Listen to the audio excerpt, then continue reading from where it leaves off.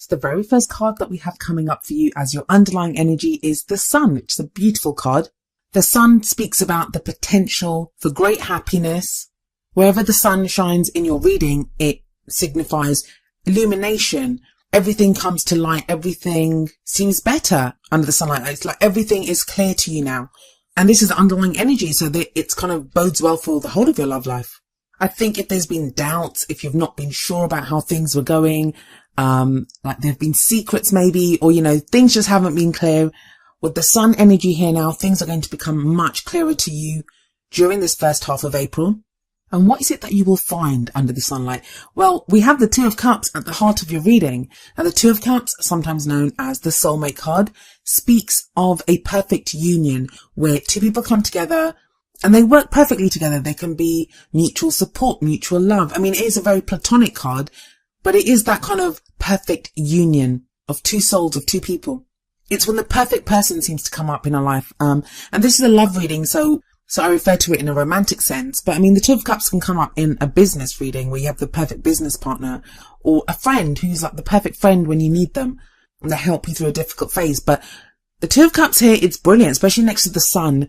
Maybe now you're starting to notice that there's a relationship here or something that you want. Maybe you've wanted that type of connection with someone for a long time, and now you suddenly see a path to it, or you suddenly now believe that there is the potential for this.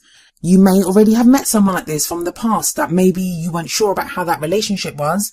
But now with the sun shining down in your love life, you're able to see that relationship for what it was and for how perfectly the two of you kind of got on. Whenever the Two of Cups comes up, I'd never see it as one-sided. I always see it as two because it's perfect. So the two people, they mirror each other. They feel the same way about each other, whether they're both expressing it at that time or not. I mean, if we look in this card, those two people, they're looking straight at each other. So there is this love, there is this connection, either with someone, like I said, someone that you knew from the past, someone that you met now, or this is where you're headed. This is the direction that you're going in. Sometimes we can even sense people like that. Like even before we meet them, we can sense that something big's about to happen in our lives. But I think for most of you, this is going to be with someone that you already know, or at least are aware of, even if you don't fully acknowledge the bond that you both have. And the reason I say that is that we have the Two of Pentacles coming up as a past energy. Two of Pentacles talks about when you're having to juggle things, when you're having to make decisions, practical decisions even, but that's still like to try to keep the balance, to try to keep all those balls in the air. But the thing with the Two of Pentacles is when it comes up, we can be so focused on the problem, which is like keeping those pentacles in the air, doing that juggling act. We can be so focused on that we don't really see what's going on around us. We're not fully aware of the big picture because we have to kind of hone in on that one problem that there is. And that's completely understandable. And there's nothing wrong with that. That's how we solve things, by keeping our attention and focus on that one thing. That's how we solve those problems. But it is another two. So it feels like there's been this kind of soulmate energy around a lot of you, but you haven't seen it. But like I said, with the sun there, that's when everything becomes clearer. You begin to see the things that maybe you didn't see before. And I'm wondering if for some of you now, you're getting an offer of some kind, or you're ready to make an offer of some kind. The reason I say that is that we have the Page of Pentacles coming up as a present energy. Now, the present energy, it's the main energy for this period. So this is going to be what you're mostly going through during this time. Page of Pentacles can indicate a student. It can, because it kind of talks about taking care of the little details, paying attention to the little details. When this is about contracts and stuff, it's about paying attention to the fine print. But pages are also messengers. So the Page of Pentacles can indicate some kind of a message, which is some kind of like an offer. And it could be to do with something practical. Pentacles are always to do with practical things, but not, this is a love life reading. So it may be that whatever this message that you receive is about, or this offer that you receive, it's about something that you hold or value. I've actually seen like the Page of Pentacles come up when someone's going to get proposed to, because obviously a ring, that's quite valuable, right? And that's something offered up, because pentacles, yes, while they might be practical, they also speak of stability, security, something solid, something that we can rely on. And I don't think it's a bad thing whatsoever, especially with that sun sitting above this card. And you're really starting to understand, I think, what it means to be offered this, or what it means to offer, what it is that you want to offer to someone else. It's interesting to me as well, though, with this Page of Pentacles, he seems to be looking over at the next card, which is the future energy, and we have the King of Swords here. But the Page of Pentacles looks almost kind of apprehensive as he looks over at the King of Swords, as if he's not sure if he should kind of offer up his pentacle to that person. But that might be you right now. I mean, I'll talk about the King of Swords in just a moment, but that might be you, that Page of Pentacles energy. It might be you and how you're feeling that right now you're fully understanding the value of your pentacle. And that could be self-value. Maybe you've not known how valuable you are, how much you deserve to be loved, how much love you have. So only now are you understanding your own value and what it is that you have to offer to someone. Or if someone's offering you something, it might have been something, I mean, with those two pentacles at the top, it might have been something that you didn't fully pay attention to before because you had too much going on. And now you're thinking, okay, well, if you've met someone, what is it that they're offering me? If this is a soulmate situation are not always the easiest. They can be very difficult. And there are other things that happen there, but I can't get away from the sun energy there, which makes everything easier. So, go easy on yourself. And the sun speaks of very pure joy. It's just joy. So get in touch with that side of yourself if you can. Like, look to the kind of enjoyment side of things. Have that kind of almost childish glee and joy in your situation. If you're not ready to make a decision right now, or to accept an offer, or to make one, you don't have to. But with that Page of Pentacles energy, which is like looking at the fine print, looking at the details of it, just use the light of the sun to understand this and understand how good this could be for you. I usually don't tell people to make decisions during retrograde seasons anyway.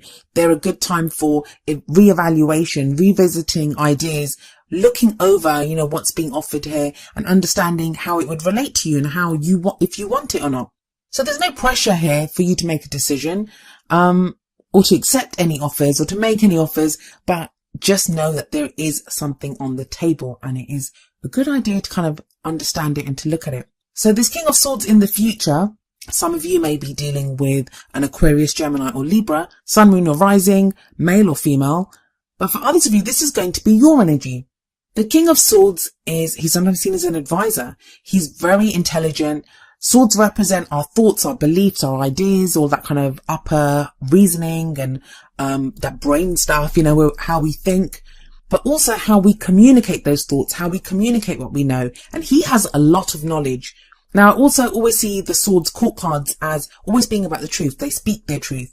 But because it's all about thoughts and ideas, sometimes, especially the King of Swords, can come across as kind of cold. He looks like he's detached from his emotions.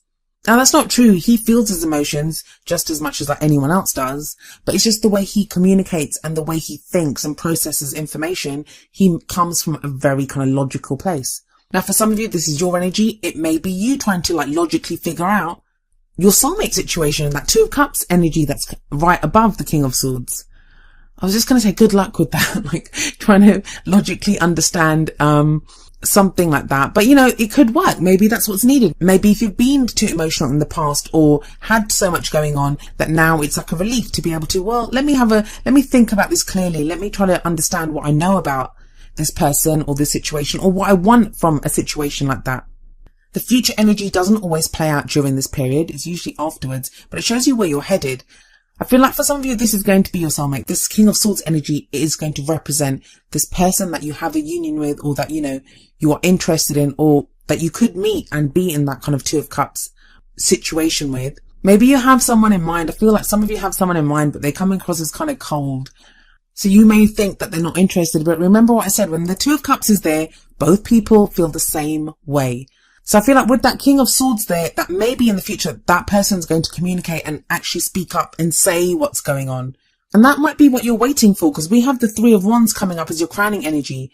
And the crowning energy represents how you get to your goal and ambitions, how you manifest those things that you want. And the Three of Wands is about waiting for your ships to come in. But threes I always see as action cards. Like, what are you going to do? What's the plan of action here? What kind of ideas are we putting together? And what steps are we willing to take? Because the twos are usually about decisions. Like I said, with the Two of Pentacles, which sits above the three, you had to juggle. You were making choices and decisions in the past about practical things even. And then the Two of Cups, like two things coming together. But the threes talk about, okay, so we made that decision. Now what? What action do we take? Three of Wands can also be about when we manifest something and we wait for that thing to come back to us. How are we going to act? What are we going to do? Like, what is that guy going to do when that ship comes in with his cargo? What is he going to do with that cargo? Is he going to sell it? What is there going to be? So it's very much an energy of action. Like, what are we going to do when this comes in? I just feel like I have to say though that for some of you, if you're dealing with someone else, if you're waiting for someone else to come back to you with something, even if it's a new person, you're waiting to meet someone new, or, you know, it's someone else that you're waiting for, wait for them. Like, I mean, I don't mean like sit around twiddling your thumbs, not doing anything. I mean, I feel like you've done that Two of Pentacles thing of juggling and making decisions. You may have put an offer out on the table, or the other person has, but I don't feel like you have to push or to demand anything. Because I feel like with that King of Swords energy, there is this kind of thing about communication, that someone's going to speak their mind. I really feel like someone is going to speak their mind with that King of Swords card there. So all you'll have to decide is what you're going to do when that truth is spoken. And the advice from the Oracle card seems to kind of back that up, because we have from the Romance Angels, let go of control issues. Allow the situation to unfold naturally. I feel like for a lot of you, you need to see that sun. Like, that's what it's there for. It's there to give you hope, to tell you that things are going to be okay, but you don't have to control anything here. Let's let it happen.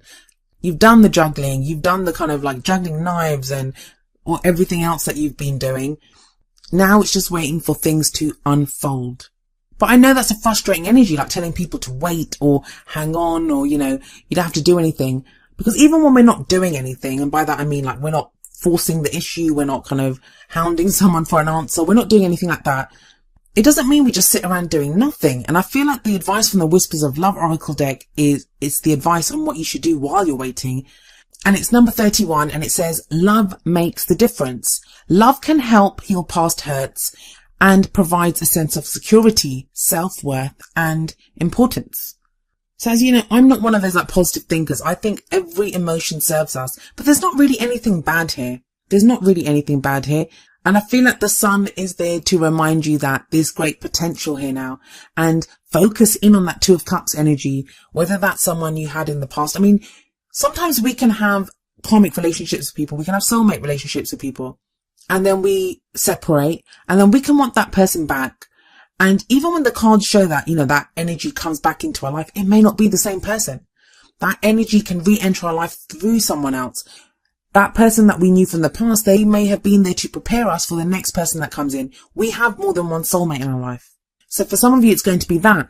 But if you've experienced it once, if you've felt that once, or if you feel the urge now to connect with someone in that way, even if you never have before, that is a beautiful thing. And that is worth kind of holding on to. That love, that the potential for the love that you could feel, and the love that you have felt in the past.